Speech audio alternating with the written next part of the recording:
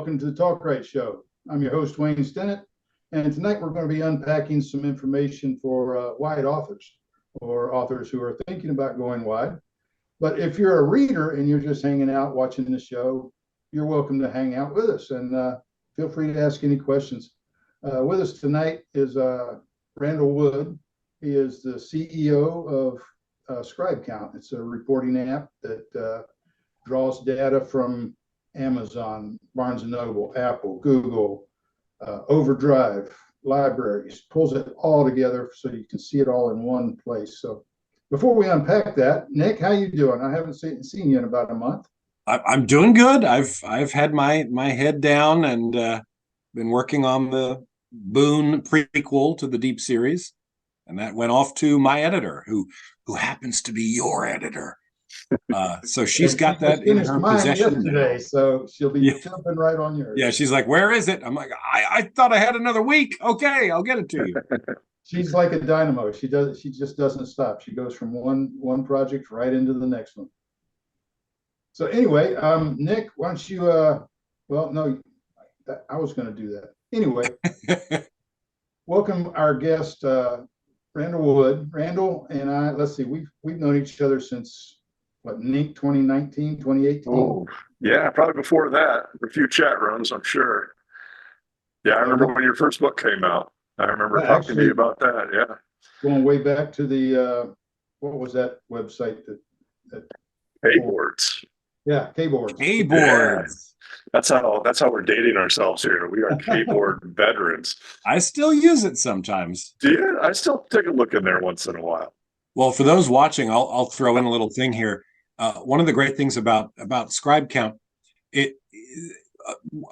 some of you have asked, like on Tropical Authors and such, how come such and such is only on Amazon? Well, in many cases, it's just because it's easier, because we have one place where we get most of our sales and we just focus on that. But we're missing out on all these other places. And the difficulty is, a lot of the time it's in knowing how well you're doing in all these places, because with Amazon you go to one place and you look, oh, I sold this much. So Scribe Count is this beautiful device, this program that goes out and takes things from everywhere, and then you're able to go to one big pie chart that shows you how much am I selling in Apple, how much am I selling on Kobo, how much on Barnes & Noble. Amazon's in there too. And Randall, are you adding in now direct sales? Is that something that has been? We are. How's my mic working? Mic's fine now. Mic's now? Okay, good. We are up to, let's see, last count, I think we had 57 platforms. If you count everywhere D2D reaches and everywhere the audio aggregators that we service reach. So we're out there quite a ways. That's just sales platforms. We now, we have the ad tracking through Amazon and Facebook. So we're pulling that data into the system all in one dashboard. We have email services. We started with author email. Nick Thacker helped us out there, build that up, and we're now adding, we've added MailerLite, and per the last meeting, MailChimp is on its way very soon. Oh. So that'll cover the major there. So you pull in your newsletter data, obviously. All that too, and you can compare that to your ads all in one platform. And then on top of that, we added direct sales. So if you've got your own WordPress site or wherever, and a WooCommerce store or a Shopify store, we're pulling all your data from there as well and displaying it right alongside all of your regular sales platforms. Yeah, and that pulls from cool feature. That's a big turn it off when I'm recording sales, because all that income is right at the end of this month. So that's just blow money. Direct sales are exploding. Last time I went to NINC, that was the big number one question I got was, when you add in direct sales, because that was the talk of the town that day. Just everybody wanted their Shopify data. They wanted their book funnel, their book vault, their Lulu. So we added all that. The only thing we have left is book vault. We're waiting on Alex sending us an API. They've been great to work with. So we're looking forward to that. And then we're in talks with Lulu to add them. So should have all the bases covered there pretty soon. And after that, we're going to reach out to the subscription platforms. We're going to add Ream. I got to tell this story. shortest conversation I ever had with a platform was Michael with Reem. Him and I passed each other at NINC maybe 5 or 6 times. And every time we did, we just kept pointing at each other, like, got to talk to you.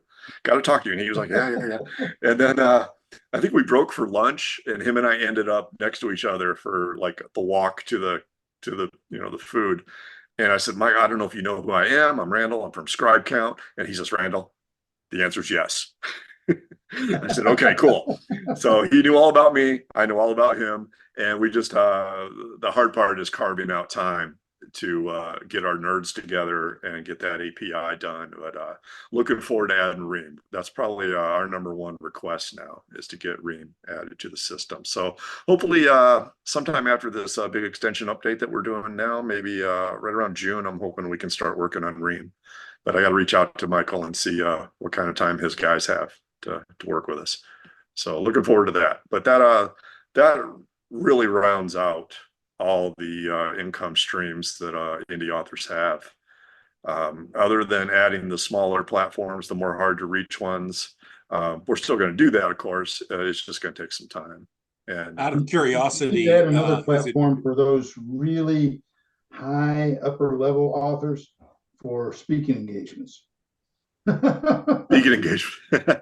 Yeah, well, I mean, they can add their income from that too if they're getting paid. But yeah, because there's a spot there for other income. Sure. Yeah, we got an other income and expense portal. You can put in you're selling books out of the back of your car. You can put that money into the Scribe Count system. It'll show up in your charts alongside all the other regular stuff. Can you make a category for swag and merch?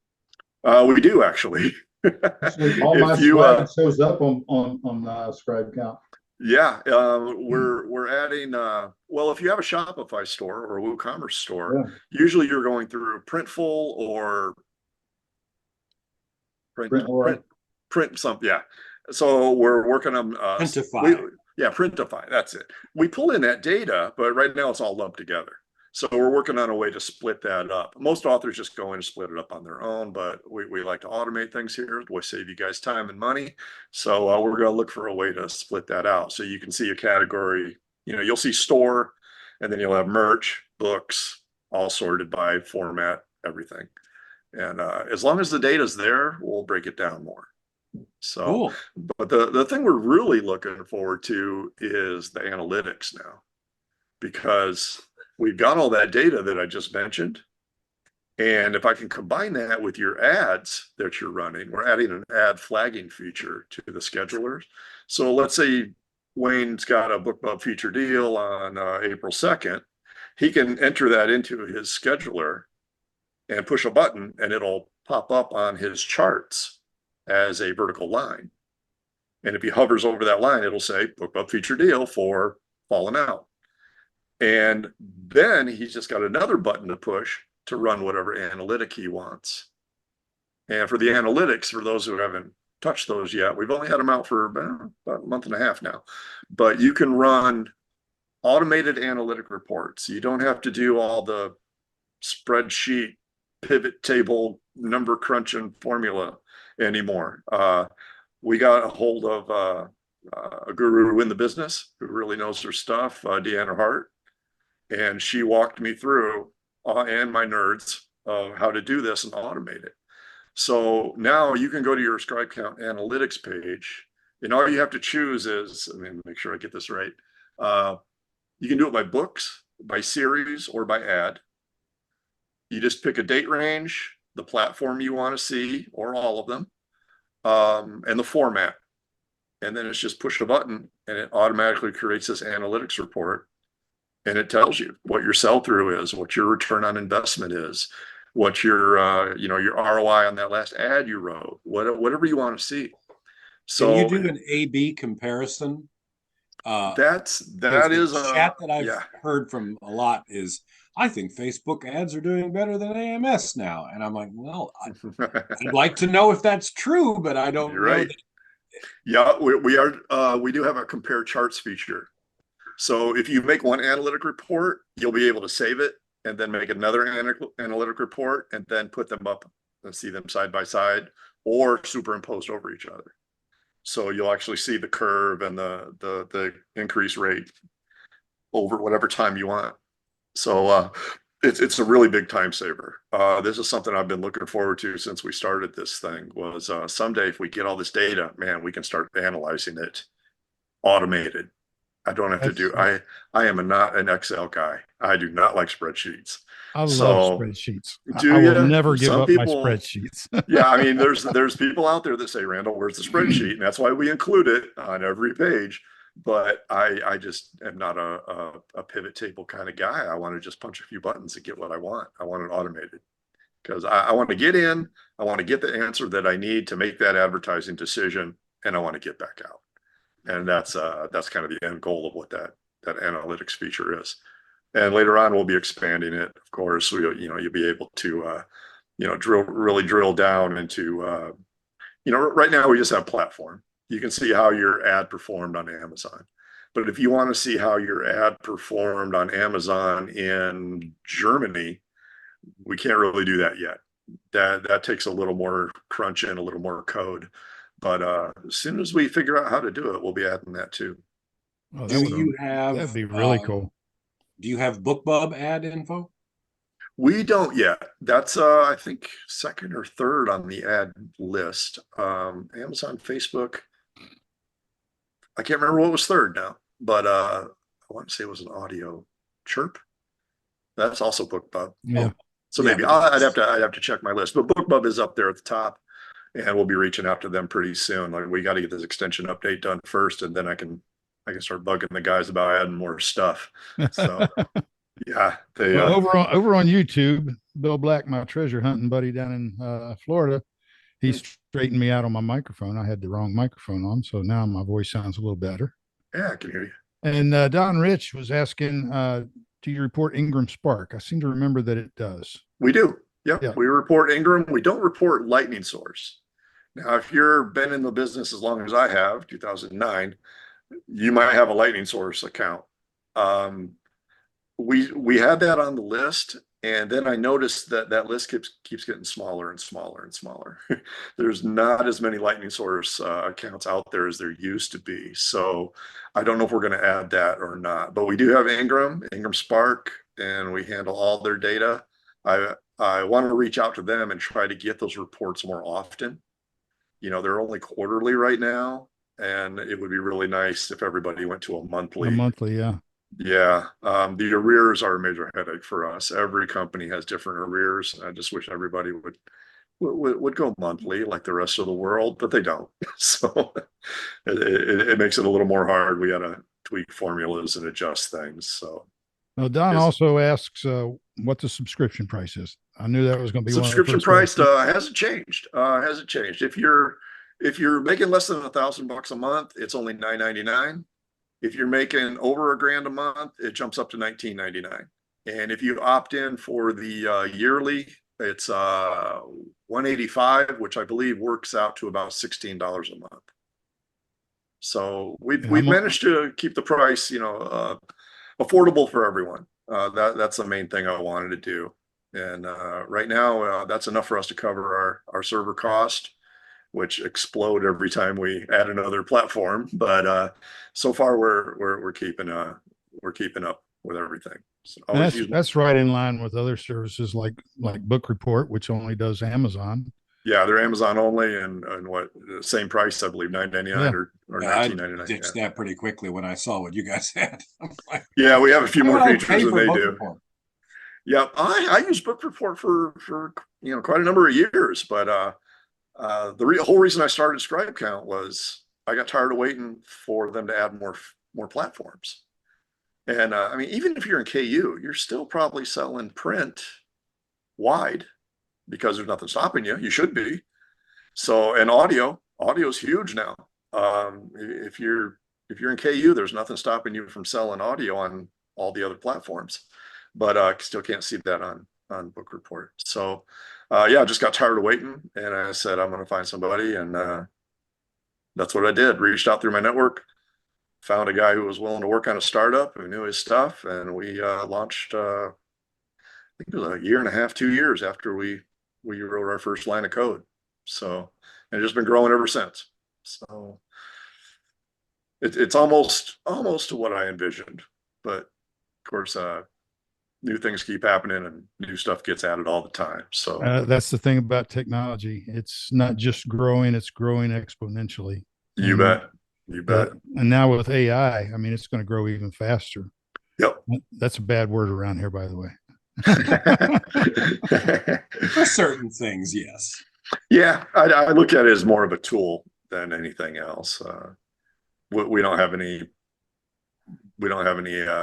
intentions to use it anywhere. I'm not sure where we even would, to be honest. Haven't thought about it, but definitely out there. It's going to speed things up for a lot of people. I did enjoy, someone posted recently, like, okay, artificial intelligence is here, but what I wanted it for was I wanted it to do the laundry and the dishes. So I saw that. So I could saw do that. art and writing. Yeah, I I want to do didn't the want it art. to do the art and writing, so I had to go do the laundry and dishes. Yep, it's a good point. It's a good point. But Well, I mean, Google Home. There you go. yeah, We've got yeah. Google Home here at our house, and we don't have the full on thing, but we do have cameras in all around the house and an alarm system. It's all tied into Google. Yeah, And I you mean, I can- scream a question at Alexa at least 20 times a day. Yeah, don't set mine off talking about her. Saves me from leaving my manuscript and jumping back in. So I've got yeah. Alexa out in my gym, so she does everything I need out there. Mm-hmm. Same here. I got it out in my shop next to the TV. All works. So we're looking at that. But Well, I want to throw something out there for people who know about the Scribe Count and know that you're doing this, that's not all you do. Randall Wood has the Jack Randall series. And I took a yeah, peek at it. I'm like, book one has got 30,000 reviews. yeah. So are you still writing that, or has Scribe Count kind of taken over? Scribe Count took over for a few years, to be honest. Yeah, I kept the Jack Randall series going for 10 books, I believe. I have many outlines in the basement of my hard drive. So I'm really looking forward to bringing Jack back and writing some more books. I actually am branching out into the post-apocalyptic world right now. I had I had an idea, a few years ago, something different. Most of I enjoy reading it from a certain, I'm ex-military. I kind of like reading post-apocalyptic once in a while. And every book I read started right after the event. It was always, 2 days ago, the plague hit, or the EMP came down, or the nukes landed, and now, story played out. And I didn't see too many books that started like 3 years later or 5 years later. So I tried to picture what that world would be like, and I came up with an idea, and I threw it out to a couple of the bigger names in the world. I threw it at Franklin Horton at Nink, and I threw it at Kyla Stone, and both of them were like, "Yeah, you need to write that. You need to write that." So I picked away at an outline for the last 3 years while I was working on Scribe Count, and just in the last 6 months, I sat down and devoted a few hours a day to getting back into writing. That's And great. I think there's no one more happy than my wife, because evidently when I don't write, Randall gets cranky. So now I'm, back to staring out the window at nothing, and, what, honey, did you say something? And she's like, "Oh, he's writing a book again." So I'm back to my old self. Whereas Scribe Count is very technical, and I got to troubleshoot. I got to teach myself a lot of things, because I actually had to buy a book. I wish I could reach it right now, but it's How to Talk to Your Developer. which it should have been called How to Speak Nerd, because I did not know all this technical jargon and everything, and they're throwing stuff at me like, "Well, do you want to do it this way or that way?" And I'm just going, "Yeah, I don't understand." So I have had to teach myself the world of startups and software development, and it's been a shake and bake course. I mean, I'm in the deep end, and only in the last, I could probably sit down with a developer now and have a one-on-one conversation and hold my own, but I still, every day something comes at me that I have to look up or educate myself on, and that eats up a lot of time. So I'm trying to do Scribe Count until noon every day, and then write a book until my wife gets home from work. So that's my new schedule. That works. Yeah, it's working so far. I hope to have book 3 here done pretty soon, and I'll get them all up and start shoving them out the door. Got to keep Oh, mama you've happy. already got you're going to do a rapid release on them? Yeah, I'm let's see. They run about 80 to 90,000 words a piece, and I think I'm 40 some thousand into book 3. Oh, nice. And got 1 all formatted and cover art done. Number 2's got cover art, a little editing, and that'll be ready for formatting. And yeah, so I'm hoping to get it done there by end of this month. The new series out. Give Jack a run for his money. Oh, But that's fantastic. yeah, looking forward to that. I look forward to the time that I'm still narrating a lot of audiobooks on top of trying to get the books out. I haven't done a rapid release yet, but I really want to do that. But I imagine that needs to be a new series. Like, there's no point in rapid releasing. That's what I'm told. Yeah. Yeah, I mean, I've been out of it for what, almost 4 years now. So later this month, I'm going to prove that wrong, Nick. Oh, well, I'll be doing a rapid release into KU. Oh, yes. 40 books, yes. 1 week apart. You're pulling everything from wide and going back to KU? For 1 KU period. So they'll come out of wide, go into KU 1 week apart. Then they'll come out of KU and go back wide 1 week apart. Whoa, won't you? So Randall, you're not going to be able to write when that happens. You're going to have to get Scribe Count to deal with what Wayne's doing. I'll have to assign a nerd just to Wayne. That's what's going to happen. Yeah, that'll happen. But I'm surprised you're doing that, Wayne. Don't you lose a lot of your data from the wide platforms though? No, they're just unpublished. When they republish, they'll go right back to where they were with the same reviews and everything. Okay. But, I've been noticing that with my I release new books into KU for a single 90-day period, and then they go wide. And I brought my books out of KU one at a time, very slowly over a year, and I think it took over a year. I remember you doing that. So in fact, I my pointed KU a lot audience of people stayed with me all the way through. I was pulling them out slower than they were reading them. So by the time I had them all pulled out, except for the latest release, my new releases consistently get at least 2 bonuses. Bonus for the first and second month, sometimes on the third month. But lately it's been not getting the third month, and the page reads are starting to drop down. So over a 27 volume series, you're going to lose people. Sure.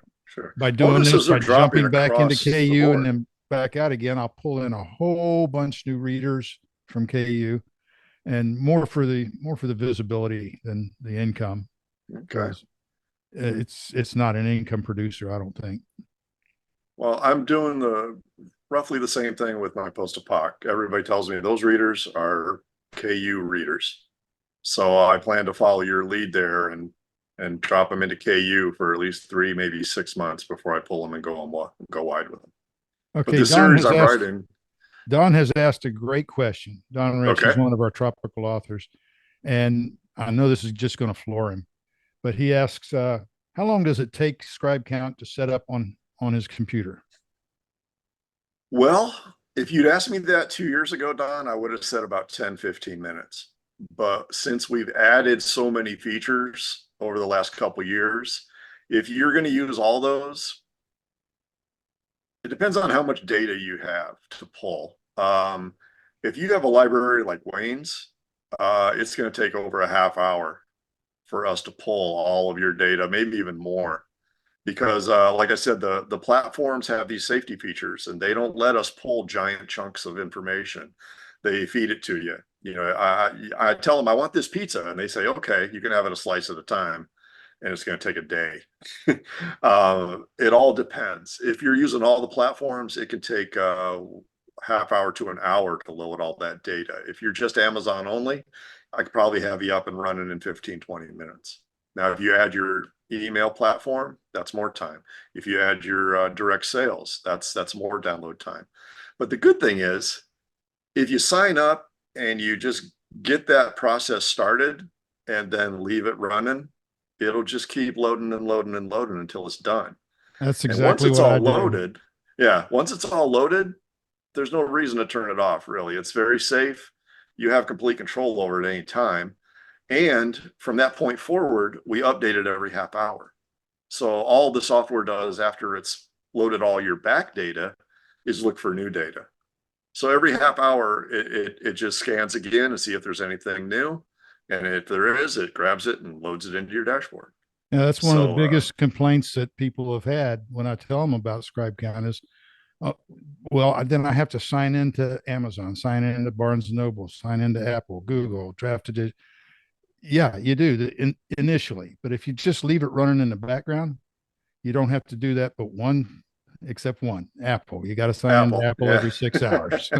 Well, that has to do with their safety features. That's Yeah. not us. But if you ever go to your bank account and you sign in and then you forget to sign out, it kicks you out after like 20 minutes, right? If it doesn't see you moving a cursor or clicking on anything, it says we're shutting you down for safety reasons. We don't want anybody hacking into your account.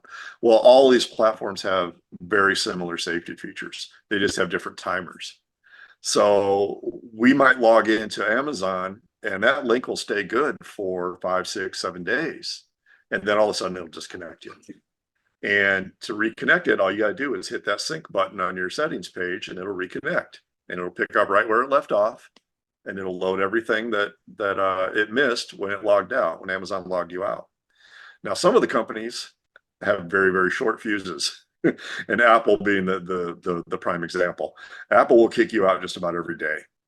If they don't see you in there moving around, clicking anything, they kick you out. And most mornings, I myself have to go into my settings page and click on the Apple link.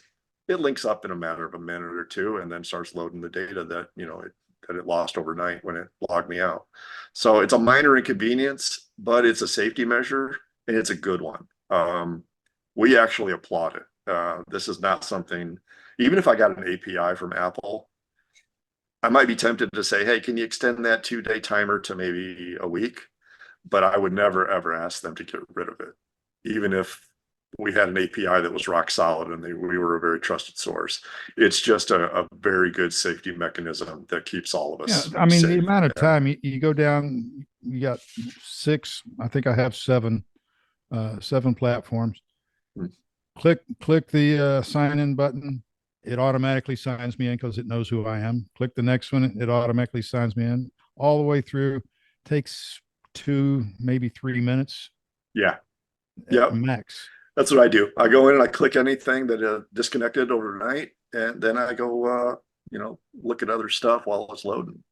So there's. I have a question. What does Sure. API stand for? What does API stand for? Jordy? I don't know. Huh? What? You're asking mega corporations. Yep. Well, an API is it's a connection API, exclusively for Scribe Count. Alpha. Oh, okay. So, if I go to, let's say, Amazon, I say, Amazon, could you write an API, which is nothing but a string of code for Scribe Count that gives us access to this data? And we give them a list of the data that we want to pull from them. And they do that. And now we've got our own backdoor into Amazon, where we're not going to the public page and pulling data. We're going in the back door and we're getting the data directly from the source. Got it. And there's 2 advantages to that. One, it's a much, much more secure and accurate form of communication between our 2 systems. And 2, Amazon has total control over what we're doing. They can monitor us and see that we're not doing anything nefarious. So it's a much more secure, accurate, and just all around safer way for our 2 companies to communicate. And it's an application programming interface. That's it. I knew. Bill Black came up with the answer just a minute ago. Okay. Yeah. One other question. Sure. How does Scribe Count deal with 2-factor authentication? We don't deal with that at all. We don't use your passwords. We don't use cookies. We don't use any of the sign-in process. So it's hard to explain in layman's terms. The best thing I'll come up with is it's like a hallway. Okay, let's say you've got a hallway And in this hallway are doors, and each one of these doors is one of your platforms. So there's an Amazon door, and there's an Apple door, and there's a Google door. And you invite me over to make a dashboard for you, okay? And you're walking me down this hallway. You open up the door, and I can look inside, and I can see your Amazon data inside that room, right? But your hand's on the door, and you can shut it anytime you want. You're the only one who's got the keys to it, and I can't go in and touch anything. I can only see. That's the way Scribe Count works.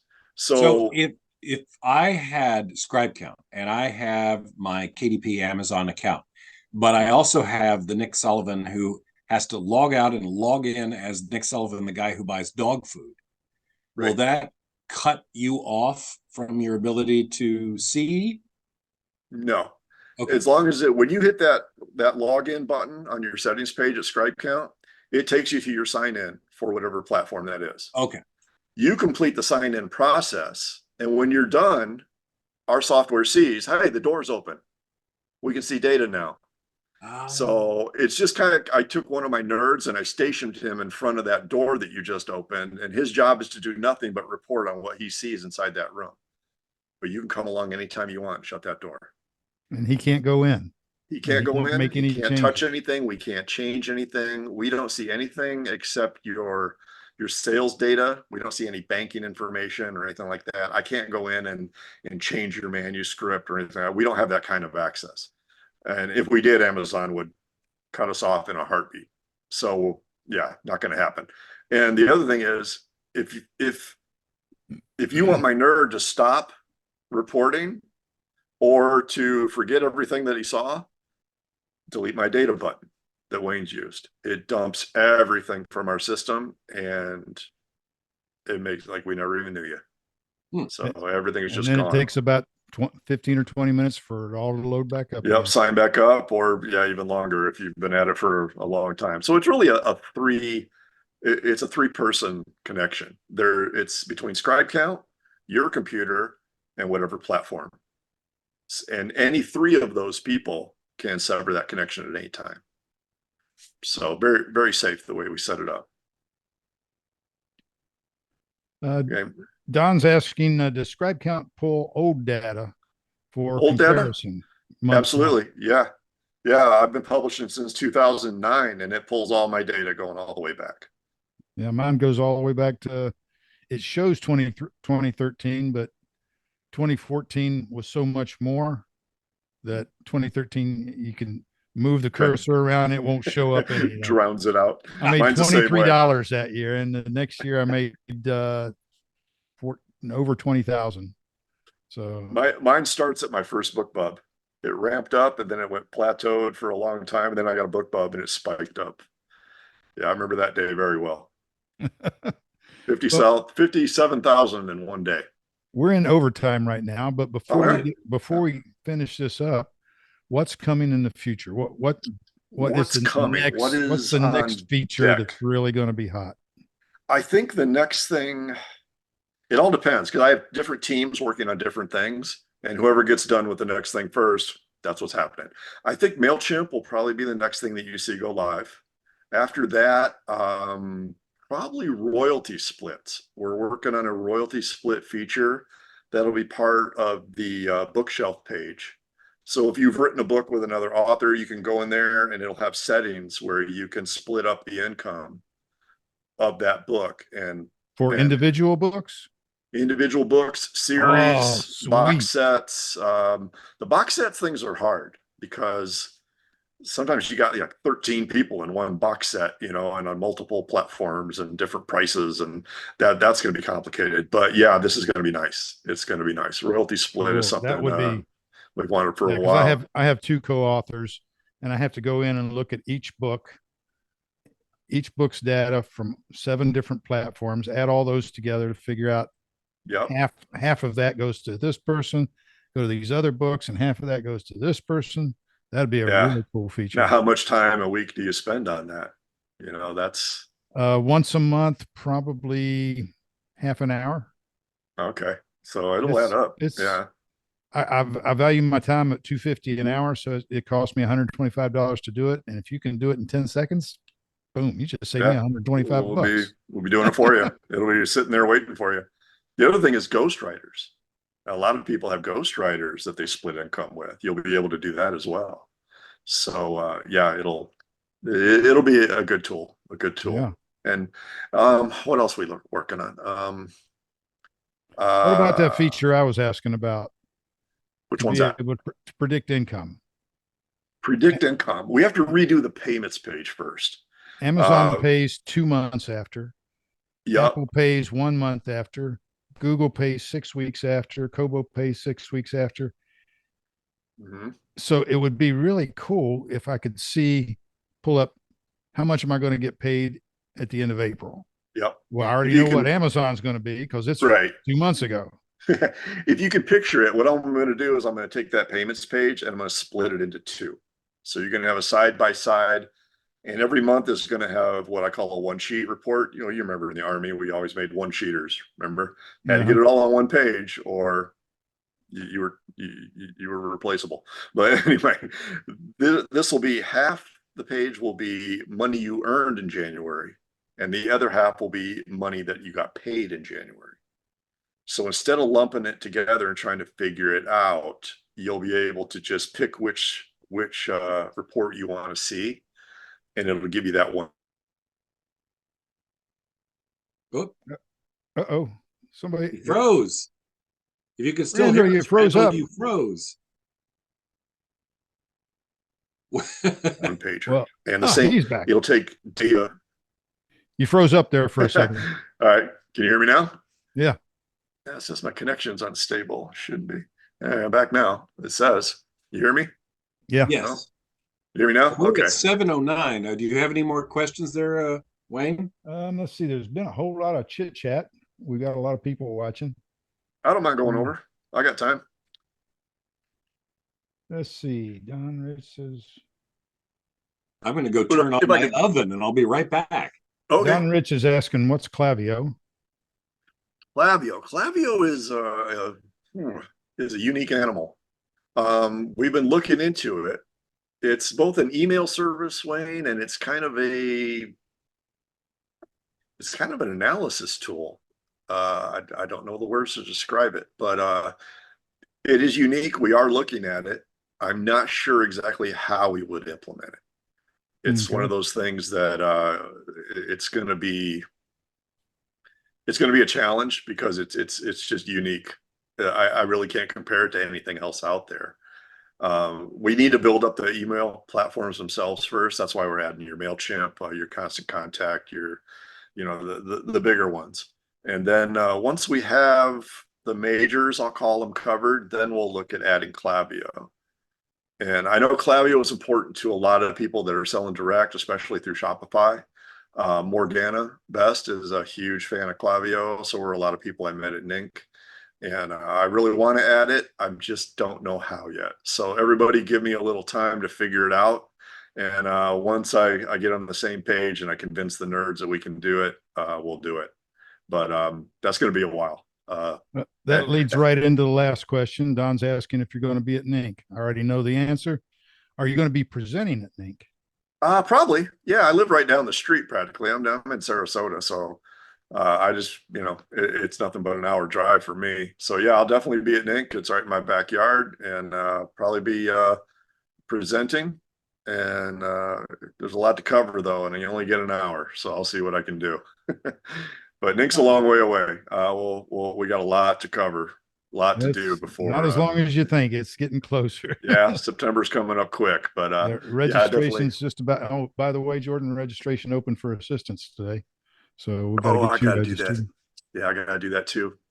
Yep, I got a few industry guests I'm bringing with me too. So, all right. Well, Nick, do you have anything else? No, I am good to go. All good. All right. All right. Well, we'll go ahead and close the show. I want to thank you for being on here with us, Randall, and thank everybody for watching. Thanks to our supporters, Down Island Press, Aurora Publicity, Scribe Count, of course. Of course. Yeah. And Pirate Radio who am I forgetting? I always forget. How Not to Sail and How Not to Tropical Sail Authors. and Tropical Authors. I swear every time I do this, I tell myself I'm going to get a little sticky pad and put it right here on my computer screen. And so I get everything and I forget. Yep, I do the same. I got 3 screens here and I still forget stuff all the time. So, All well, right. thanks for having me, Wayne. Thanks for being on here with us, Randall. And Anytime. it's always great talking to you, and pass the word along to the nerds that they're doing great work. Will do. Will do. They love that. All right. Good night, everybody. Okay. Good night.